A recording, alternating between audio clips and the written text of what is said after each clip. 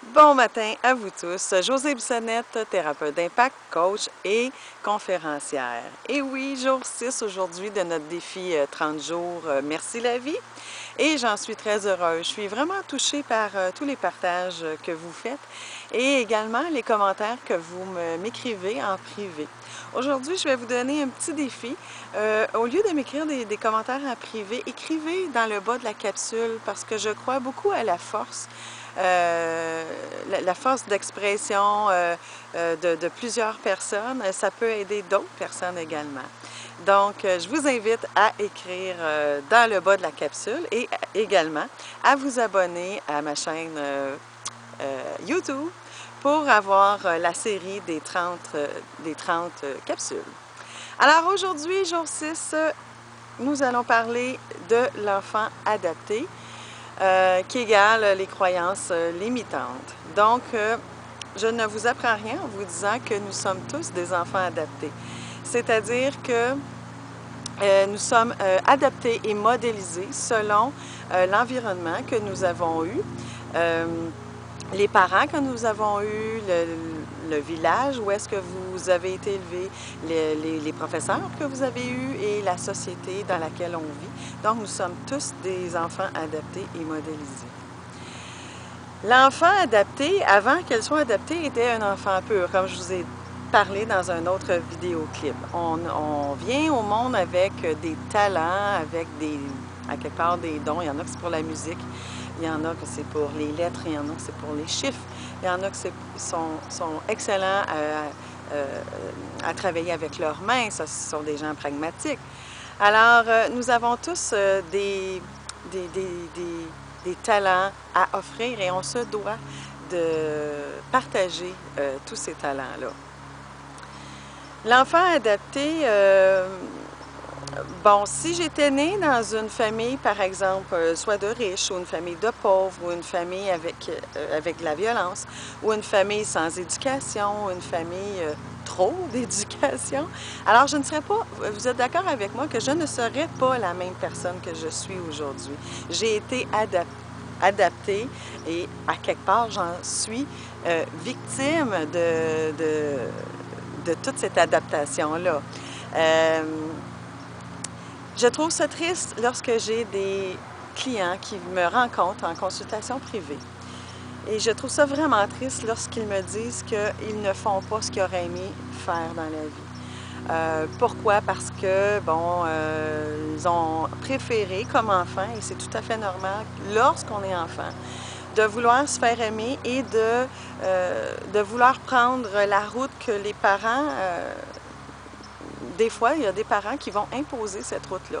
Comme il y a des parents médecins qui peuvent imposer à leurs enfants de grandes études et les obliger à aller vers une carrière qui ne sont pas vraiment faites pour eux. D'ailleurs, j'ai un exemple. J'ai eu un client qui lui son père, bon, ils étaient 3 fils. Le père était camionneur avec un gros C sur la bédaine.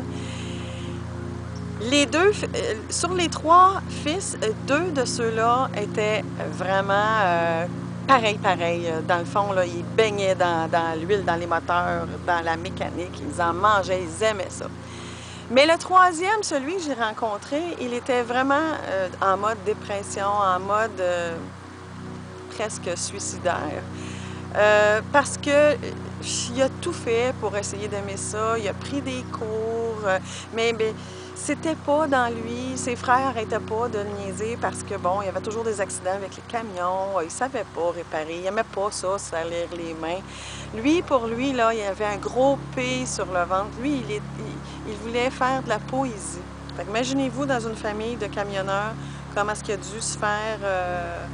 rabaisser parce que tout le monde, et de génération en génération, c'était des camionneurs. Donc, lorsque les victimes de cette adaptation-là comprennent que lorsqu'ils étaient jeunes, ils n'avaient pas nécessairement le choix, parce que c'était des enfants, justement. Mais lorsqu'ils comprennent qu'ils sont aujourd'hui des adultes, et comme adultes, ils se doivent de faire des choix concrètement en lien avec qui ils sont et ce qu'ils veulent. C'est comme si j'y avais donné la vie tout d'un coup.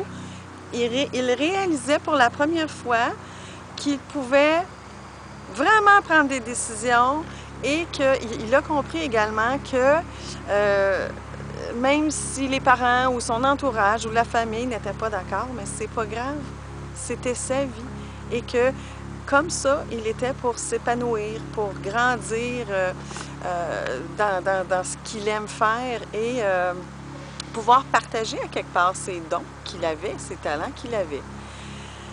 Donc, ce que j'aimerais que vous reteniez aujourd'hui, c'est que nous sommes aujourd'hui tous des adultes. Oui, on a fait ce que nos parents voulaient souvent. Il y a des parents aussi qui vont vraiment guider les enfants, les accompagner vers ce qu'ils aiment, mais ça reste que les parents nous donnent des croyances. Les parents, bon, eux, leurs parents leur ont donné des croyances, ils nous ont partagé les mêmes croyances. C'est à nous aujourd'hui de décider si ces croyances-là nous collent à la peau. Il se peut que plusieurs croyances n'est pas en lien directement avec qui on est, nos propres valeurs à nous. Donc, n'hésitez pas à vous questionner qui vous êtes, qu'est-ce que vous voulez vraiment.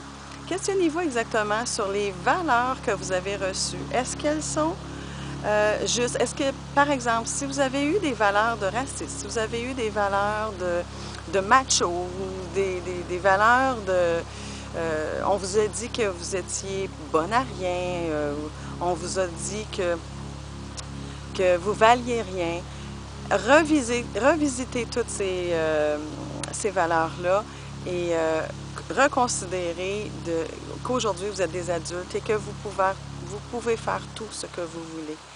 Vous avez la chance de faire vos choix et de vous respecter dans qui vous êtes. Alors, c'était la capsule numéro 6 de l'enfant adapté et des croyances limitantes. Alors, je vous aime, partagez s'il vous plaît et je vous ai donné un défi d'écrire dans le bas des commentaires, ça peut aider les autres. Et je vous dis à demain pour la capsule numéro 7. Bye bye!